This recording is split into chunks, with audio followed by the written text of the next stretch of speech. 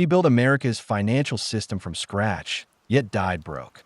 Alexander Hamilton was one of the most brilliant minds of the founding era, but his life ended in a bloody duel over pride and politics. Long before the wars, the politics, and the power, there was an island, quiet, humid, swept by salt and wind. Nevis in the British West Indies sat small and almost invisible on the map of the world. But in the mid-18th century, that's where one of history's sharpest minds was born. Alexander Hamilton, or maybe not. You see, even his birth is a riddle. Some records say he was born in 1755. Others insist it was 1757. Alexander himself sometimes seemed unsure, or perhaps he wanted to forget. What we do know is that he was born into nothing. His mother, Rachel Fawcett, was of French Huguenot descent. She had once been married to a Danish merchant, but that relationship crumbled. Her divorce wasn't recognized by the church. So when she began a relationship with James Hamilton, Alexander's father, it was considered scandalous. They were never legally married, which made young Alexander illegitimate. That word carried weight back then, heavy weight. It meant doors closed before you could knock. It meant whispers in the street. It meant shame you didn't earn, but had to carry. Alexander grew up surrounded by economic hardship. His father struggled to find steady work. His mother, although resourceful and determined, couldn't shield him from poverty. The family moved from Nevis to SQA, trying to build a life. But bad luck followed them like a shadow. When Alexander was around 11, James Hamilton abandoned the family, likely ashamed and unable to provide. 2 years later, Rachel died of a fever, likely yellow fever, leaving Alexander and his older brother orphans. Just like that, everything was gone. Alexander was barely a teenager. He had no father, no mother, no inheritance, no title. But he had two things that would carry him further than any noble name could: his mind and his pen. And while the world saw just another colonial orphan, small, skinny, and forgettable, Alexander Hamilton was already quietly preparing to prove them all wrong. Because sometimes the people with the least end up doing the most. After his mother's death, young Alexander Hamilton was left with little more than her name and the burden of survival. He and his brother were taken in by a cousin, Peter Lytton. But that refuge didn't last. Within a year, Linton died by suicide. Alexander was once again homeless. Not yet 14, he had no stable shelter, no family to lean on, and no education beyond the basics his mother had managed to give him. He found work as a clerk at an import-export firm run by a merchant named Beekman and Kruger on the island of St. C.A. It wasn't glamorous. He handled invoices, tracked cargo, calculated currency exchanges, and kept ledgers. But for a boy with a hungry mind, it was a school in itself. Day by day, Alexander absorbed the rhythms of commerce, learning how the world really worked, not in textbooks, but in ships and sugar and debt. He was trusted, efficient, and sharp. By the time he was 15, he was left in charge of the entire business when the owner was away. Think about that. Most teenagers couldn't be trusted to sweep a floor properly. Alexander was managing trade routes, but the seer wasn't filled with opportunity. It was thick with slavery, economic despair, and colonial hierarchy. Alexander saw it all up close, and he hated it. He started writing. His letters were thoughtful, observant, sometimes poetic. They weren't just teenage ramblings. They had power, structure, and vision. He'd write about hurricanes as if describing a god's fury. He discussed politics, faith, morality. Then came the storm. In 1772, a hurricane tore through SQA. It ravaged buildings, sank ships, and left the island. Gasping. In the aftermath, Hamilton wrote a detailed account of the disaster for the local newspaper. But it wasn't just a news report. It was art. A 15-year-old boy described wind and water with the grace of a novelist and the insight of a philosopher. Local leaders read the piece and were stunned. Who was this boy? How did he write like that? They passed around his essay. They started whispering. Then they started collecting donations. The people of San Croix, impoverished and rebuilding, gathered enough money to send this orphan boy to America, because even in darkness, genius glows. In the fall of 1772, Alexander Hamilton left the Caribbean behind. He boarded a ship bound for the American colonies, clutching the hopes of the people who believed in him and the burden of becoming someone who mattered. He was just a teenager, barely 16, possibly younger, but he already carried himself like a man racing time. When he arrived in Boston and later made his way to New York, the world looked completely different. Crowded streets, churches, dockyards, colleges. This wasn't St. Croix. This was chaos, opportunity, fire. He enrolled at King's College, what we now know as Columbia University. It was one of the finest schools in the colonies, and Hamilton wasted no time. He devoured books like a starving man. He studied law, philosophy, economics, political theory, anything and everything. But learning wasn't enough. Not for him. He wanted to speak. He wanted to write. And more than anything, he wanted to shape the world around him. The colonies, meanwhile, were teetering on the edge of revolution. Tensions with Britain had reached a boiling point. Taxes, soldiers, tyranny. The streets pulsed with the electricity of rebellion, and Hamilton stepped right into it. He started writing political essays under pseudonyms, defending the colonists' right to resist British rule. Readers thought the author must be a seasoned scholar or a high-ranking official. When they found out it was a teenager, they couldn't believe it. Soon, Hamilton began giving speeches in public squares, fiery, bold, overflowing with ideas. He wasn't just echoing popular slogans. He was thinking ahead, imagining a new kind of government, a new kind of future. And people noticed. New York was full of revolutionaries, but Hamilton stood out. He wasn't from the elite families. He had no pedigree, but he had something better: vision and the fearless conviction to share it. He drilled with a militia in his free time, trained for war while he studied law, and wrote with the weight of a man. Twice his age. To some, he was brilliant, to others arrogant. But no one could ignore him. America had just met Alexander Hamilton, and Alexander Hamilton had just found his battlefield. By the early 1770s, the colonies weren't just complaining anymore. They were preparing to fight. The British crown had tightened its grip with taxes, troops, and proclamations. And while some men hesitated, others stood up. Alexander Hamilton was one of them. Still a student at King's College, Hamilton couldn't sit still. He joined New York volunteer militia called the Hearts of Oak.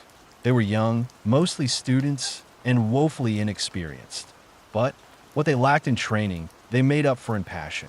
Each morning before sunrise, Hamilton drilled with his comrades in a graveyard beside Trinity Church. They trained with borrowed weapons, learned the basics of formation, and studied British military tactics. At night, he buried himself in books, classics, strategy, economics, philosophy. Day and night, mind and body, Hamilton was preparing for something big.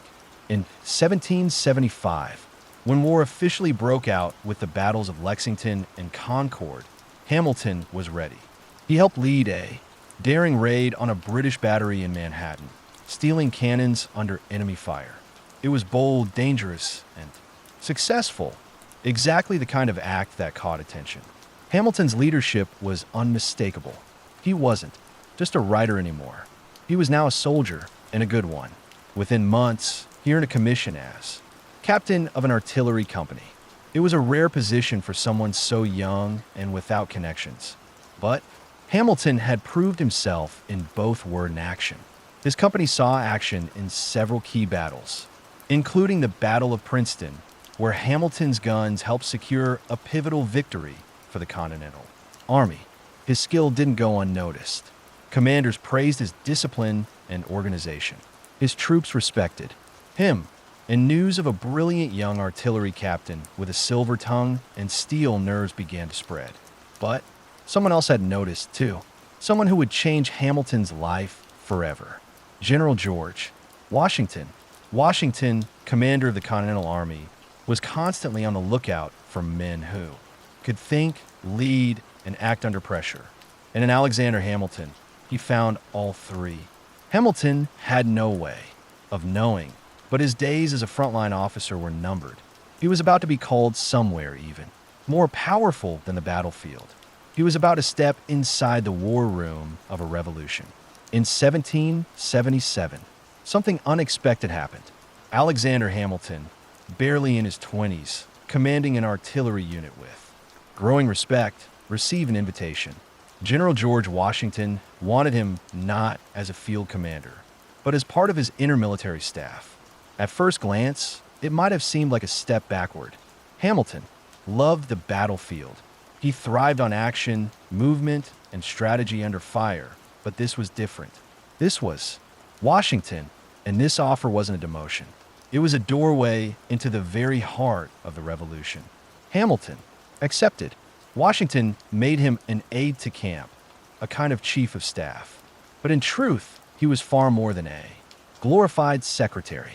He became Washington's most trusted advisor, writing letters, orders, and diplomatic messages, many in Washington's voice. Hamilton's pen never stopped moving. His words carried authority, clarity, and purpose. He corresponded with generals, governors, and Congress when orders needed to be obeyed. Hamilton's letters made sure they were. His writing was as sharp as his thinking, and he worked day and night, often by candlelight with stacks of parchment and ink-stained hands. Washington relied on him for more than paperwork. Hamilton became a voice in his ear, a strategist, a sounding board. Despite the massive difference in age and status, there was mutual respect. Washington saw in Hamilton something rare, brilliance without hesitation. But Hamilton, despite his loyalty, still craved more. He didn't want to be remembered as just a writer. He yearned to lead men in battle again, to earn personal glory on the field, not just behind a desk. Multiple times he asked Washington for a combat command. Multiple times Washington denied him, not out of punishment, but because he couldn't afford to lose him. The tension quietly simmered between them. Washington treated him like a son. Hamilton sometimes chafed at the boundaries, but they needed each other. During these years, Hamilton also forged connections with powerful allies, including Lafayette, John Lawrence, and other revolutionary thinkers. His ideas were expanding. He wasn't just fighting a war. He was dreaming of what came after it. A new nation, a government that actually worked, a future he could help design. He was still young, still ambitious, and still just getting started. For 4 long years, Alexander Hamilton served faithfully at George Washington's side. He drafted letters that held armies together, organized supply chains during brutal winters, and helped Washington navigate the fragile egos of generals and politicians. His work was vital. There was no denying that. But inside, a fire still burned. Hamilton wanted the battlefield. He didn't just want to write about war. He wanted to fight it. He saw glory in military leadership, in leading charges, in commanding respect, not just for his intellect, but for his bravery. He had proven himself before, back when he stole cannons under enemy fire and rallied artillery units in battle. But now, confined to paperwork and politics, he felt caged. He asked Washington repeatedly for a field command. Washington declined repeatedly to Washington. Hamilton was irreplaceable in his current role. He was efficient, brilliant, and dependable. While other aides came and went, Hamilton stayed. And Washington, often isolated, relied on him like few others. But Hamilton saw things differently. Each time another officer earned a battlefield promotion, each time someone else received the praise and recognition he craved, resentment quietly grew. Hamilton wasn't just hungry for action. He was hungry for legacy. He didn't want to be remembered as a behind-the-scenes figure. He wanted his own legend. The tension reached a breaking point. In early 1781, after a minor misunderstanding, Hamilton kept Washington waiting outside a room for just a few minutes. Washington snapped. He rebuked Hamilton sharply, and Hamilton, already simmering with frustration, resigned from his staff position soon after. It was bold, some might say reckless. But for Hamilton, it was a necessary gamble. He had served loyally, he had earned trust, and now he would take his fate into his own hands. Still, even after resigning, he didn't abandon the cause. He remained connected to the army, continued writing, and kept pushing for a command of his own, and finally that chance came. Later that year, Washington offered him what he had waited for, his own battalion. The war wasn't over yet, and neither was Alexander Hamilton's climb toward greatness. The pen had served him well, but now it was time to lead with the sword. After years of waiting, writing, and proving himself behind the scenes, Alexander Hamilton finally received what he'd been chasing, command of his own battalion. It was the spring of 1781. The American Revolution was grinding into its final decisive stages, and all signs were pointing toward Yorktown, Virginia. There, British General Cornwallis had dug in with thousands of troops, waiting for reinforcements from the sea. What he didn't know was that the Franco-American alliance was about to strike with full force. Washington and French General Rochambeau planned to march their armies south for one final blow. Hamilton, with his newly earned command, would march with them. As the siege of Yorktown began in September, Hamilton's moment came into focus. The plan was risky, a nighttime assault on British Redoubt No. 10, one of two key fortifications protecting Cornwallis's position. If they could take it, the siege would tip in America's favor. Washington trusted Hamilton to lead the charge. October 14th, 1781. The night was moonless, thick with tension. Hamilton's men crept toward the redoubt with bayonets fixed, rifles unloaded. Silence was essential. No gunfire, just steel and fury. And then they struck. Hamilton led the attack from the front. He climbed over the enemy defenses under a storm of musket fire, sword in hand, rallying his men. Forward. Within 10 minutes, 10 brutal, breathless minutes, the redoubt was theirs. The victory at Redoubt 10, paired with the simultaneous French success at Redoubt 9, broke the British lines. Within days, Cornwallis surrendered. The war, for all practical purposes, was over. For Hamilton, that night was more than just a battle. It was vindication. He had proven he was more than a writer, more than a political mind. He had led troops under fire and won. He was still in his early 20s, yet he had already shaped the war from both the desk and the front lines. He had earned Washington's respect once again, this time not just as an aide, but as a warrior. But the battlefield was only the beginning. Now that independence was nearly won, the question became what next? What kind of nation would rise from the ashes of war? For Hamilton, the answer was clear. If America was going to survive, someone had to build it, and he was ready to start laying the foundation. When the guns fell silent and the Treaty of Paris was signed in 1783, the United States of America was officially free. But freedom, Hamilton quickly realized, was only the beginning. The country was independent, but not stable. The Articles of Confederation, the first attempt in national government, were weak, toothless, and dangerously inefficient. The states operated more like competing countries than united. Nation. They printed their own money, set their own rules, and squabbled endlessly over borders, taxes, and trade. To Hamilton, it was chaos masquerading as liberty. He left the army and returned to civilian life in New York, where he officially began his career as a lawyer. But his mind was still on the battlefield. Only now the enemy wasn't redcoats. It was disorder, economic instability, and a lack of federal power. Hamilton believed deeply in structure, in systems, in a central government strong enough to hold the country together. And he feared that without it, everything they had just fought for would collapse. So he started writing again. He wrote essays, letters, and proposals. He joined state political circles, speaking passionately about the need for change. His voice, once used to rally troops, was now used to rally minds. In 1786, he helped organize the Annapolis Convention, a meeting meant to address the country's commercial problems. Only 5 states showed up, and nothing much happened on the surface. But Hamilton used the opportunity to push for something bigger, a full constitutional convention to overhaul the government from the ground up. He got his wish. The following year, delegates from all 13 states gathered in Philadelphia. Among them, George Washington, James Madison, Benjamin Franklin, and Alexander Hamilton. Hamilton was one of the youngest in the room, but his energy was unmatched. His speeches were bold. His ideas were unapologetically pro-Federalist. He believed America needed a strong central government, a national economy, and a unified identity. Not everyone agreed. In fact, many were wary of centralized power. It reminded them too much of monarchy. But Hamilton didn't back down. He wasn't just fighting for a constitution. He was fighting for a vision of America that could last.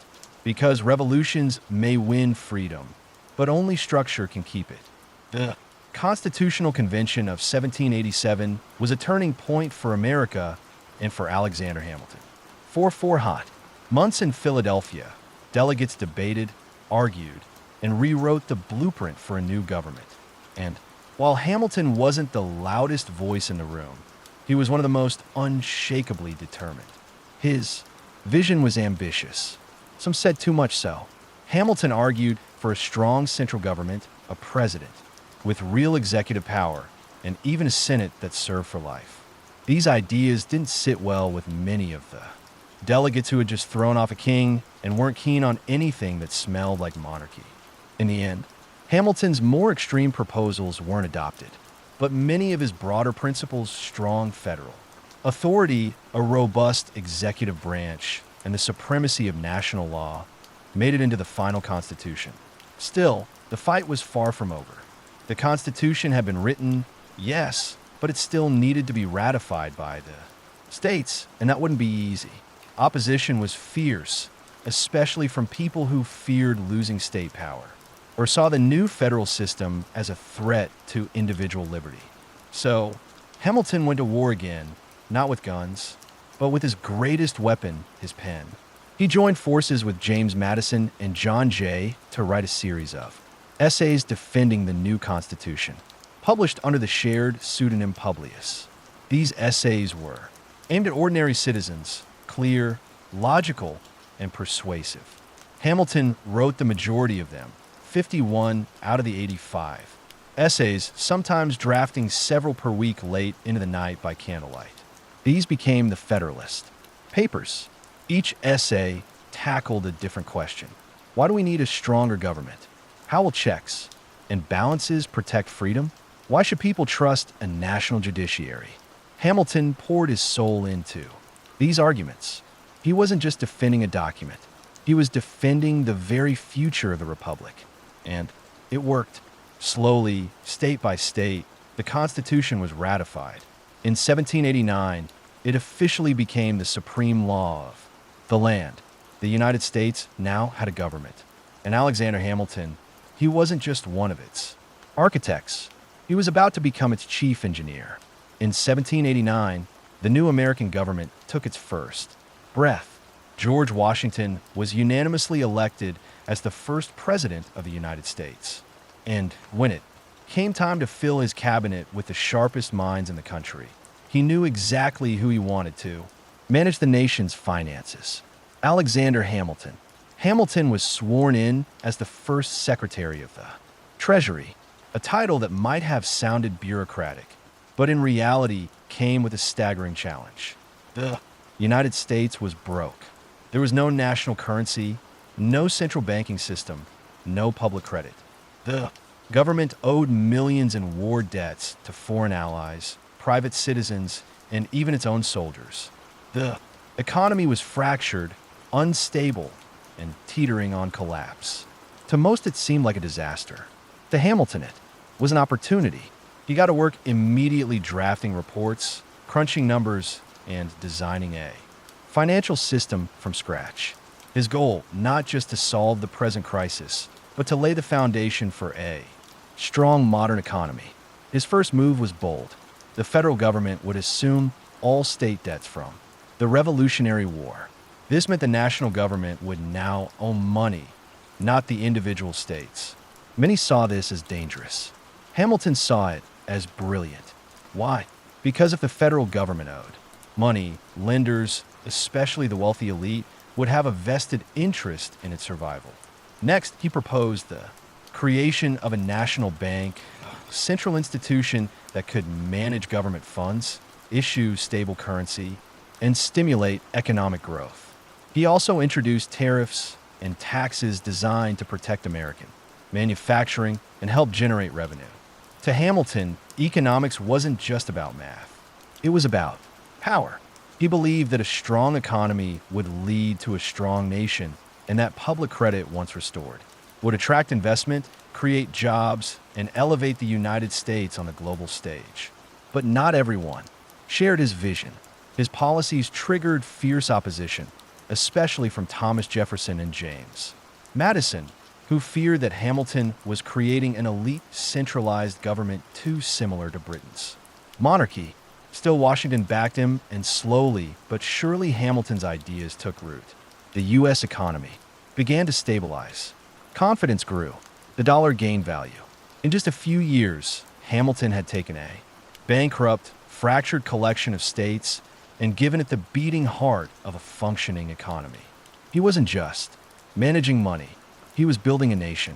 As Alexander Hamilton's financial system began to take shape, so did his reputation, not just as a brilliant architect of the economy, but as a polarizing force in American politics. To his supporters, Hamilton was a genius, a man who turned chaos into order and gave the young nation a real future. But to his critics, he was dangerous, too bold, too centralized, too British in style with his talk of national banks, strong executives, and urban industry. And no critic was louder or more persistent than Thomas Jefferson. Jefferson, the Secretary of State, was Hamilton's opposite in nearly every way. Where Hamilton believed in cities, commerce, and concentrated federal power, Jefferson believed in rural life, individual liberty, and limited government. He saw America as a land of farmers and freedom, not financiers and federal banks. The two men couldn't have disagreed more. To Jefferson, Hamilton's national bank was unconstitutional. His debt plan was a favor to the wealthy. His tariffs and taxes a burden on the common man. He believed Hamilton was steering the country toward a dangerous aristocracy where elites ruled and liberty suffered. To Hamilton, Jefferson was naive. His vision of an agrarian paradise ignored economic reality. Without credit, without industry, without structure, Hamilton believed the nation would crumble. The clash was more than philosophical. It became personal. Each man had allies. Jefferson had Madison and Hamilton had Washington's ear. Their disagreements turned the cabinet into a war zone. Washington, though, respectful of Jefferson, often sided with Hamilton. He valued results, and Hamilton delivered them. Still, the feud grew. In the press, Jefferson's allies accused Hamilton of corruption and tyranny. In return, Hamilton's supporters painted Jefferson as weak and idealistic. What began as debate quickly hardened into rivalry and eventually birthed something new in American history: political parties. Hamilton's followers became known as the Federalists, Jefferson's the Democratic Republicans. The country, still young and fragile, was now splitting into factions. It wasn't what the Founding Fathers had wanted, but it was what the moment demanded. And right in the center of it all stood Alexander Hamilton. Praised, hated, unstoppable. He had built an economy. Now, unknowingly, he had helped build the machinery of American politics. The United States had barely found its footing before it began to divide, not by geography, but by ideology. And at the heart of this division stood two powerful opposing minds: Alexander Hamilton and Thomas Jefferson. Hamilton never intended to start a political party, but his policies, national debt consolidation, a central bank, manufacturing support, and a strong executive were radical enough to make him a symbol of a broader political movement. His followers, urban merchants, financiers, lawyers, and many war veterans, rallied around his ideas. They called themselves Federalists. On the other side, Jefferson and James Madison spoke to farmers, artisans, and states' rights advocates. They feared that Hamilton's version of government would turn the republic into an oligarchy ruled by banks and elites. They formed what would become the Democratic Republican Party. This was the birth of America's first party system. The press, which had once focused on foreign affairs and commerce, now became weaponized.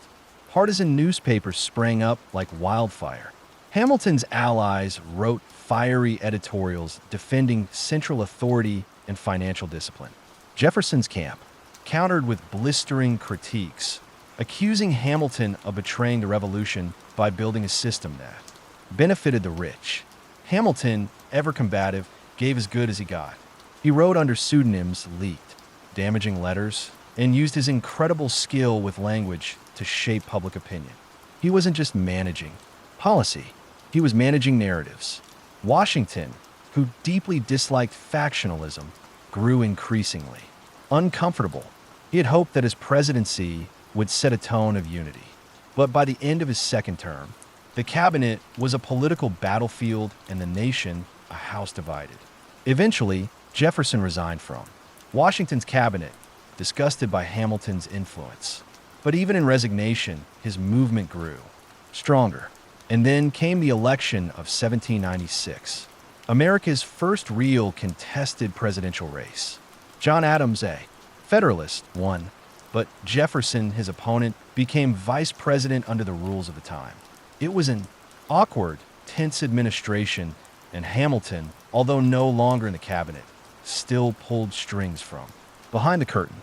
The Revolution had created a nation, but Hamilton and Jefferson had created something longer lasting, the template for American political conflict. Ideas versus power, cities versus farms, central versus local, and the fight was far from over. Alexander Hamilton had built a reputation as a man of brilliance, order, and discipline, but in 1797, that image would shatter. It all began several years earlier during the summer of 1791. Hamilton, then the Secretary of the Treasury and one of the most powerful men in the country, was approached at home by a young woman named Maria Reynolds. She claimed her husband had abandoned her and asked Hamilton for financial help. He agreed, but what followed wasn't charity. It was an affair. Hamilton and Maria Reynolds began a secret relationship that lasted for months. But it wasn't just an affair. It turned into a trap. Her husband, James Reynolds, found out and blackmailed Hamilton, demanding money to keep silent. Rather than end the affair immediately, Hamilton continued to pay and continued to see Maria. Eventually, the situation unraveled. In 1797, political enemies, including Thomas Jefferson's allies, uncovered the payments. They suspected Hamilton was involved in financial corruption, using government funds improperly. In reality, the payments were personal, not political. But Hamilton knew the story would explode. So, he did something almost unthinkable. He told the truth. In a 95-page public document now known as the Reynolds pamphlet, Hamilton confessed to the entire affair in shocking detail. He admitted to adultery, to the blackmail payments, and to the personal disgrace it brought, but he denied any financial misconduct in his public office. It was the first major sex scandal in American political history, and it ruined him. Public reaction was brutal. Some were stunned by his honesty, others repelled by the behavior itself. His enemies used it as proof that Hamilton was immoral and unfit for public life. Even his allies were shaken. His once sterling reputation took a permanent hit. At home, things were even worse. His wife, Eliza, was devastated. The woman who had supported him through war, scandal, and politics now had to endure public humiliation. Hamilton never recovered politically. Though he continued to write and advise, he would never hold public office again. The man who built America's financial foundation had destroyed his credibility with one private mistake. His enemies cheered, but Hamilton, he wrote on because no matter how deep the scandal, he still believed in shaping the future. After the publication of the Reynolds pamphlet, Alexander Hamilton's world changed. He had exposed himself not just to save his public integrity, but to own his mistake. But honesty, as it turned out, came at a steep price. The American public was shocked. Many couldn't believe that the architect of the nation's economy, the man once whispered about with admiration, had fallen into such a personal scandal. The whispers turned into headlines, and the headlines turned into laughter. Political opponents pounced. Jeffersonian newspapers had a field day portraying Hamilton as a corrupt hypocrite, a man who claimed to build a moral republic while living a double life. His affair with Maria Reynolds was used, not just to attack his character, but to discredit everything he stood for. Among Federalists, the reaction was mixed. Some admired his honesty, saying it proved he had nothing to hide. Others saw a liability, a man who, despite his brilliance, couldn't control himself. But perhaps the most painful reaction came from within his own home. Eliza Hamilton, his wife, had been his fiercest defender for years. Through war, politics, and public pressure, she had stood by him. But this time, Hamilton had betrayed her trust in the most public way possible. The damage to their marriage was deep and personal. Still, she didn't leave him. And Hamilton, wounded but not silenced, continued to write. He may have lost public favor, but he had not lost his sense of duty. He remained an influential voice behind the scenes. During the contentious presidential election of 1800, Hamilton, no longer in office, tried to shape the outcome anyway. Although he was a Federalist, Hamilton did not trust President John Adams, the head of his own party. The two men had grown to despise each other. So, in a move that shocked even his allies, Hamilton publicly attacked Adams in a scathing pamphlet, calling him unstable and unfit for office. It was political suicide. The attack fractured the Federalist Party and opened the door for Thomas Jefferson to win the presidency. Hamilton had intended to steer the outcome, but ended up sinking his own side. He had once controlled America's finances. Now, he was an outsider in a country he helped build. Yet even in exile, Hamilton couldn't help himself. He kept writing because that's what Hamilton did. He fought, he failed, and he never stayed quiet. By the turn of the 19th century, Alexander Hamilton's influence had faded. He no longer held public office. The Federalist Party was splintered, and his personal reputation, still scarred from the Reynolds scandal, kept him on the fringes of power. But if Hamilton was drifting from the center of politics, someone else was quickly stepping into it. Aaron Burr, sharp, ambitious, and unpredictable. Burr was a man Hamilton had never trusted. The two had crossed paths in New York politics for years. Burr was charismatic, calculating, and well-connected. He could charm a crowd just as easily as he could undercut an opponent. To Hamilton, Burr was dangerous, not because of what he believed, but because he seemed to believe in nothing. In the election of 1800, the rivalry between Burr and Hamilton deepened. Burr ran as Thomas Jefferson's running mate on the Democratic-Republican ticket. But due to a quirk in the electoral college system at the time, both Jefferson and Burr received the same number of electoral votes, a tie. The decision went to the House of Representatives. And Hamilton, though no friend to Jefferson, made a stunning choice. He backed Jefferson. In letters and conversations with Federalist representatives, Hamilton argued that while he disagreed with Jefferson's politics, at least Jefferson had principles. Burr, in Hamilton's eyes, had none. Burr loves nothing but himself. He wrote, "He is as ambitious and unprincipled as he is dangerous." It was a critical move. Jefferson was selected as president. Burr became vice president, but he knew exactly who had cost him the top seat. Hamilton had made a powerful enemy, and Burr never forgot. Over the next few years, Burr's political fortunes declined. He was sidelined during Jefferson's presidency and eventually found himself isolated, much like Hamilton. But unlike Hamilton, Burr was not content to fade quietly. The tension between the two men smoldered. Through letters, speeches, and political maneuvering, Hamilton continued to publicly insult Burr's character. He warned anyone who would listen that Burr posed a threat to the Republic. It wasn't just politics anymore. It was personal. Two men, two careers in decline, and one final confrontation creeping closer. Neither of them knew it yet, but the fuse had already been lit, and it would explode in blood. By 1804, the political landscape had changed again. Thomas Jefferson was in his second term as president, and Aaron Burr, still serving as vice president, was now completely cut off from the power he once tasted. Rejected from Jefferson's inner circle and politically. Stranded, Burr set his sights on a new opportunity, the governorship of New York. It was a chance to reclaim relevance, to reset the game. But Alexander Hamilton, never want to stay silent, refused to let that happen.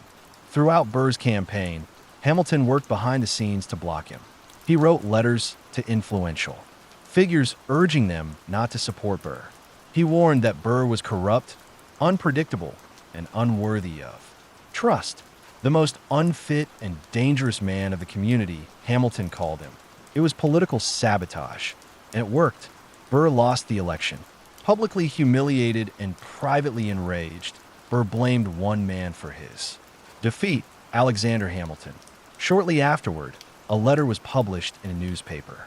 In it, Dr. Charles Cooper, a friend of Hamilton's, described Hamilton's opinion of Burr at a private dinner. According to Cooper, Hamilton had said things still more despicable about Burr than what had been published. That was it. Burr demanded a retraction. Hamilton refused. He admitted to criticizing Burr's political conduct, but not to calling him despicable. That, he said, was hearsay. But Burr didn't want a clarification. He wanted a reckoning. So he sent a letter, a formal challenge, a duel. At first, Hamilton hesitated. Dueling was illegal, dangerous, and against his own moral beliefs. He had lost friends to duels. He had spoken against them publicly. He had a family. He had sons. He had a legacy. But he also had pride. Hamilton feared that rejecting the challenge would brand him a coward. He believed that honor mattered, and so he accepted. He began to put his affairs in order. He wrote a letter to Eliza expressing his love. He drafted a statement explaining that he intended to throw away his shot, not to kill, but to preserve honor without bloodshed. But duels didn't always go according to plan. On the morning of July 11th, 1804, Hamilton and Burr would meet on the cliffs of Weehawken, New Jersey. Two men, two pistols, and one final moment that would change American history forever. The sun had barely risen. On July 11th, 1804, when two boats quietly slipped across the Hudson River from Manhattan to the wooded bluffs of Weehawken, New Jersey, the sky was pale, the air thick with mist. It was a place chosen deliberately, remote, hidden from the law, and stained with history. Just a few years earlier, Hamilton's own son, Philip, had died in a duel here. Now, Alexander Hamilton had returned to face his own end.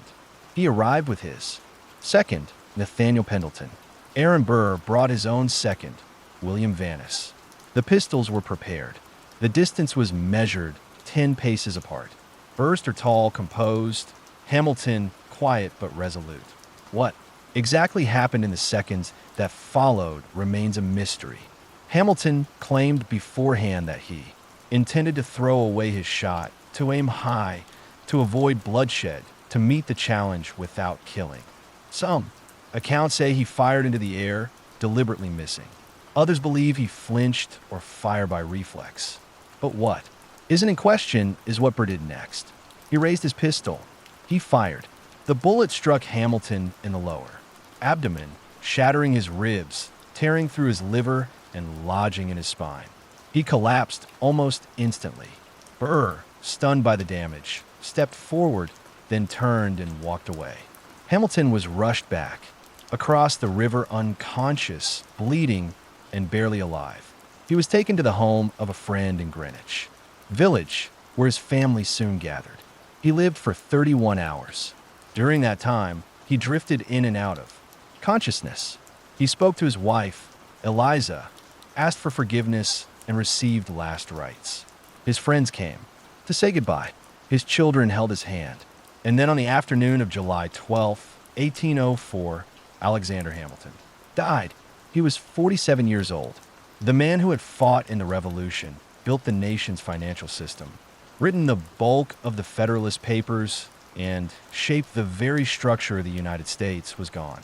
Killed in a duel that history would remember as a tragedy, a waste, and a final chapter written in gunpowder and pride. But Hamilton's story didn't end there, because death has a strange way of echoing, especially when a legacy refuses to be buried. As news of Alexander Hamilton's death spread across New York City, shock rippled through every corner of the young republic. Crowds gathered in silence outside his home. Federalists mourned the loss of their intellectual anchor.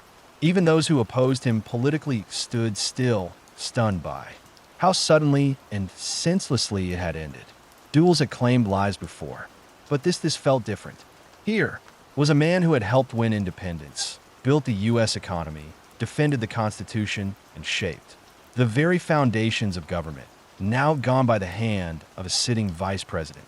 Public outrage flared. Hamilton's funeral drew thousands. Businesses closed. Church bells rang.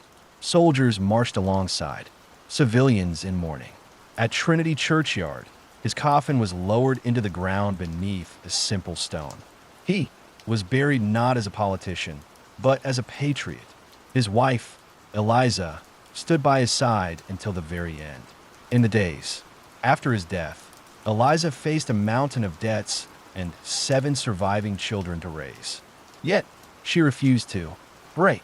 Fueled by grief and love, she dedicated her life to preserving her husband's legacy and to finishing the work he had started.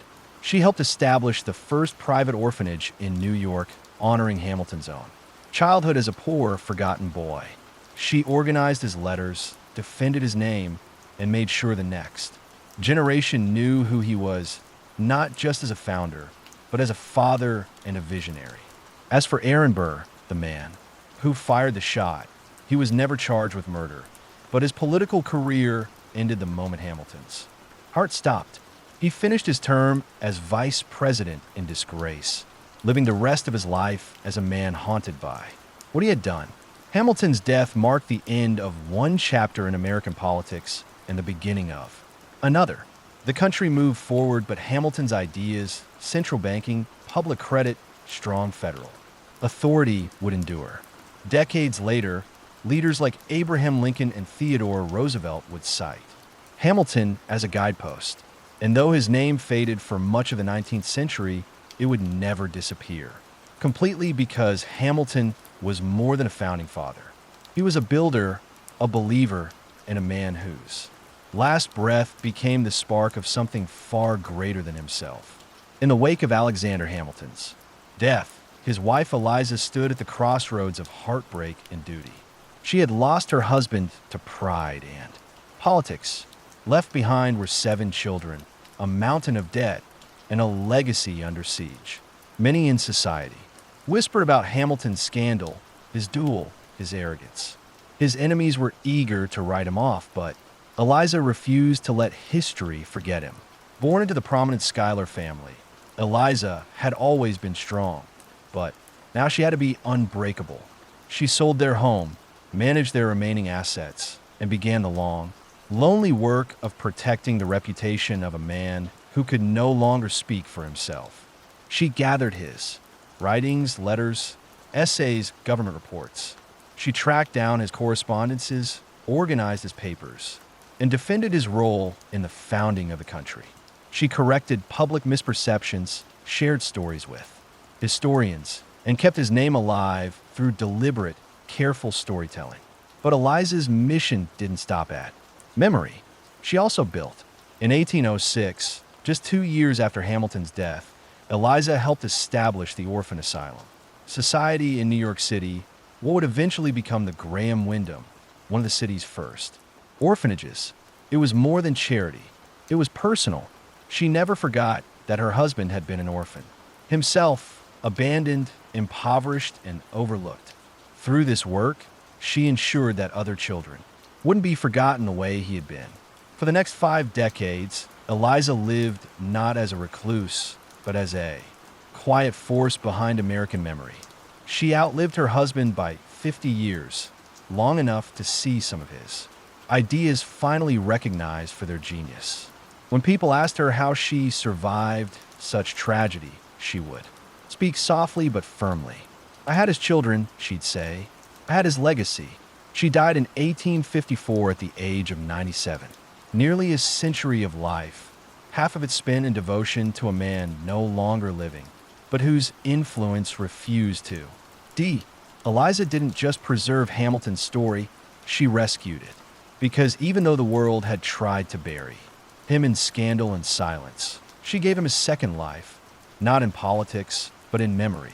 And because of her, the name Alexander Hamilton would not vanish from history. Alexander Hamilton may have died young, but his ideas were just getting started. In the early years after his death, his legacy remained tangled in controversy. To many, he was remembered as the brilliant mind who couldn't escape his own ego. A man who built a financial empire only to fall to scandal and violence. His critics still painted him as an elitist, a monarchist in disguise, someone too eager to concentrate power in government hands. But history, as it often does, began to shift. America grew, the economy expanded, industry rose, and slowly leaders began to revisit Hamilton's vision, not with suspicion, but with respect. His blueprint for a strong central government became a model. During national crisis, his belief in federal credit became the cornerstone of American financial power, and his dream of a diverse industrial economy came to life in the factories, railroads, and trade routes that shaped the 19th century. By the time the Civil War approached, Abraham Lincoln was reading Hamilton's writings closely. He saw Hamilton as a guide, a man who understood that preserving the Union required both principle and structure. Lincoln's financial strategies during the war reflected Hamilton's belief in a unified economic system, supported by national credit. Even later, presidents like Theodore Roosevelt and Franklin D. Roosevelt would quote Hamilton in speeches, drawing on his ideas about executive strength, national infrastructure, and economic planning. Historians, too, began to change their tone. The once dismissed Federalist became, in hindsight, one of the most forward-thinking of all the Founding Fathers. He had seen a version of America that took over a century to fully arrive, and in many ways was still arriving. Hamilton's critics had often accused him of dreaming too big, but maybe that was the point. His vision was never meant for his time alone. It was meant to grow into the future, to outlive him, outlast him, and evolve as the country did. He died before he could see it, but his fingerprints were on everything. The banks, the courts, the Constitution, the very concept of a nation bound not by blood or region, but by ideas. Alexander Hamilton was no longer just a man. He was a philosophy in motion. As the 19th century rolled on, Alexander Hamilton's name began to fade. Other founding fathers rose to mythic status. George Washington, the noble general Thomas Jefferson, the philosopher President Benjamin Franklin, the beloved genius. Their stories were retold in classrooms, statues, and textbooks. But Hamilton, he became a footnote. Part of the reason was political. His Federalist Party had long since vanished, absorbed or overtaken by new political movements. His enemies, Jeffersonians, Jonians, and others, controlled much of the public narrative in the decades following his death, and they weren't exactly eager to praise a man they saw as a threat to democracy. They called him arrogant, power, hungry, a man who cared more for bankers and industry than for the common man. And then there was the duel. In a young, idealistic republic, Hamilton's end, killed in a personal dispute by another politician, felt messy, almost shameful. It didn't fit the heroic narrative many Americans wanted to teach their children. So over time, his memory softened. The Federalist Papers, once a cornerstone of constitutional debate, were still read, but often without much attention to the man behind most of them. His economic policies lived on in practice, but not in name. He became quietly the founder People forgot, but not everyone forgot. Legal scholars, economists, and historians kept digging into his work. Some praised his brilliance, his foresight, his ability to predict the needs of a nation still in its infancy. Others admired the raw determination of a man who rose from nothing, an illegitimate orphan from the Caribbean, into one of the most influential figures in American history.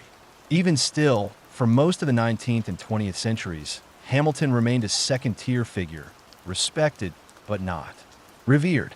His portrait was placed on the $10 bill, but few people gave it more than a passing glance. He had a statue or two, a few schools named in his honor, and a tomb in Trinity Church, but he wasn't celebrated the way Washington or Lincoln were. It seemed history had quietly tucked him away. But Hamilton had always been underestimated, and like he had done so many times before, he was quietly waiting for a chance to rise. Again, this time not through politics, but through something no one saw coming. For nearly 2 centuries, Alexander Hamilton's story remained largely in the background of American memory, until one man picked up a book at an airport and everything changed. In 2004, historian Ron Chernow published a groundbreaking biography titled Alexander Hamilton. It was rich, detailed, and deeply humanizing. Instead of focusing only on policy or scandal, it painted a full picture of a complex man, flawed, brilliant, ambitious, relentless, a man who had risen from nothing to shape a nation. The book was praised by scholars, but it reached someone entirely unexpected, a young playwright and musician named Lin-Manuel Miranda. On vacation in Mexico, Miranda brought Chernow's biography along as light reading. By the second chapter, he was stunned. "This is the most hip-hop story I've ever read," he said, a poor kid from the Caribbean who used words to rise to the top. It didn't just resonate, it sounded like music. And so Hamilton's second act began, not in Congress, but on Broadway. In 2015, Miranda's musical Hamilton premiered at the Public Theater in New York City. A bold, genre-effing mix of hip-hop, Randy B, and traditional show tunes. It reimagined the Founding Fathers as young, diverse, and deeply flawed revolutionaries. Hamilton, played by Miranda himself, was portrayed as a lyrical genius, a political fighter, and a man burning with purpose and insecurity. The show cast actors of color in the roles of America's founders, giving new voice and new relevance to an old story. Audiences were electrified. The show moved to Broadway later that year, earned a record-breaking 16 Tony Award nominations, won 11, and went on to win the Pulitzer Prize for Drama. It became a cultural phenomenon, pulling Hamilton's legacy out of dusty textbooks and into the hearts of millions. Suddenly, the world wanted to know who was Alexander Hamilton. Students began reading the Federalist Papers. Visitors flocked to Trinity Church and the Hamilton Grange. Sales of Chernow's biography skyrocketed, and more than anything, people began to understand what Eliza Hamilton had fought so hard for, to make sure her husband's story was not forgotten. Hamilton had always believed in the power of words. Now, more than 200 years after his death, it was words and music that brought him roaring back to life. When Hamilton, an American musical, exploded onto the stage, it didn't just entertain, it educated. For many in the audience, especially younger generations, this was their first deep introduction to Alexander Hamilton, and not the Hamilton from old history books. The musical brought him to life with rhythm, emotion, and modern urgency. Suddenly, students were quoting Federalist Number 10 in classrooms. History, teachers were updating lesson plans. College courses began, including the lyrics alongside primary source documents. Museum saw surges in attendance. Even Google searches for Alexander Hamilton spiked into the medial. Hamilton had become cool, but it wasn't just about music or rhyme schemes. The story resonated because it was universal. Here was a man born out of wedlock, raised in poverty, an immigrant with no status or title, who rose by the sheer power of his intellect, ambition, and resilience. His flaws, his pride, his temper, his insecurities were not hidden, but explored. In many ways, Hamilton became a mirror for immigrants, for underdogs, for dreamers, for anyone who had ever been told they didn't belong. Lines like, "I am not throwing away my shot," or "Immigrants, we get the job done," became rallying cries. The themes of legacy, sacrifice, and the weight of history struck chords in a divided, uncertain world. And while the musical took creative liberties, as all dramatizations do, it sparked something rare. Genuine curiosity about the real man behind the melody. Historians at first skeptical began to applaud the phenomenon. It didn't replace academic study, but it opened doors. It got people asking questions. It brought forgotten stories into the light. The show's cultural impact even reached the highest levels of government. Former President Barack Obama called it a story about America then, told by America now. Tickets were gifted to students. The cast performed at the White House. More than 2 centuries after his death, Hamilton was not just remembered, he was relatable. In his own time, he often felt like an outsider, misunderstood. Too bold, too fast, too much. But now the world finally caught up, and the man once buried by scandal and politics now had history's full attention. Because once forgotten stories are told loud enough, they can echo through time. As the spotlight returned to Alexander Hamilton, the 21st century, people began to look at his ideas, not just his life, and realize something extraordinary. So much of what America is came from him. From the very beginning, Hamilton was thinking not just about independence, but about what came next. While others fought to break free from Britain, Hamilton focused on how to build something that would last. And many of the systems he envisioned, systems criticized in his own time, are now seen as foundational. Take the national economy. When Hamilton proposed the federal assumption of state debts and the creation of a national bank, critics screamed that it was tyranny in disguise. Today, those ideas are standard. America's credit system, the Treasury Department, and the very concept of public finance were all shaped by his blueprint. Then there's the Constitution. While others hesitated over its limitations, Hamilton helped sell it to the public with unmatched force. The Federalist Papers, which he wrote the bulk of, are still referenced in Supreme Court decisions today. His defense of strong federal authority laid the intellectual foundation for a united country. Even the executive branch, the power of the presidency, the role of the cabinet, and the checks between branches of government reflect Hamilton's influence. He feared mob rule just as much as monarchy, and he worked endlessly to balance liberty with law. He also envisioned America as a place not just of ideals, but of industry. He pushed for manufacturing, infrastructure, and innovation. In his famous report on manufacturers, he outlined a vision of an economic powerhouse, a nation that could stand on its own. At the time, many rejected it. Today it reads like prophecy. Hamilton's legacy isn't just carved in marble or printed on currency. It lives in every debate about federal power, every discussion about debt and taxes, every policy decision that weighs liberty against responsibility. He saw government not as a threat, but as a tool that when used wisely could build a country strong enough to survive war, division, and time itself. 200 years later, we're still using that tool. Still building, still following a blueprint drawn up by a man who never stopped working until history caught up with him. Alexander Hamilton's rise was remarkable, but it wasn't smooth. For all his brilliance, for all the systems he built, the papers he wrote, the battles he fought, Hamilton was never a perfect hero. In fact, what makes his story resonate today isn't just his success, but his flaws. Hamilton was often his own worst enemy. His pride, for starters, was enormous. He believed, often rightly, that he was the smartest man in the room. But that belief came at a cost.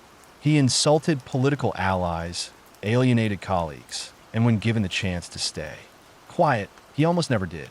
Take the Reynolds affair. Many in his circle advised him to stay silent, let the rumors fade. Instead, he published a 95-page confession publicly in detail to protect his political reputation. He torched his personal one. His need to be right always cost him more than he could afford. He also had a sharp temper. Words were his weapon, and he wielded them with surgical cruelty when provoked. His political writings were ruthless even against fellow Federalists. His pamphlet, tearing apart John Adams, didn't just hurt Adams, it helped Jefferson win the presidency. That wasn't strategy. That was impulse. Hamilton also struggled with contradictions. He fought for liberty, yet helped create systems that concentrated power. He distrusted the masses, yet built mechanisms to protect their future. He was an immigrant who feared the instability of democracy, a champion of merit who often spoke like an aristocrat. And perhaps the deepest contradiction of all, he was a man obsessed with legacy who died in a jewel that almost erased it. And yet, isn't that what makes him relatable? Hamilton wasn't untouchable like Washington. He wasn't quietly calculating like Madison. He was loud, fiery, ambitious, and deeply human. He worked himself to the bone because he never felt secure. He pushed too hard because he feared being forgotten. He made mistakes because he refused to play safe. And that's why centuries later, his story still speaks.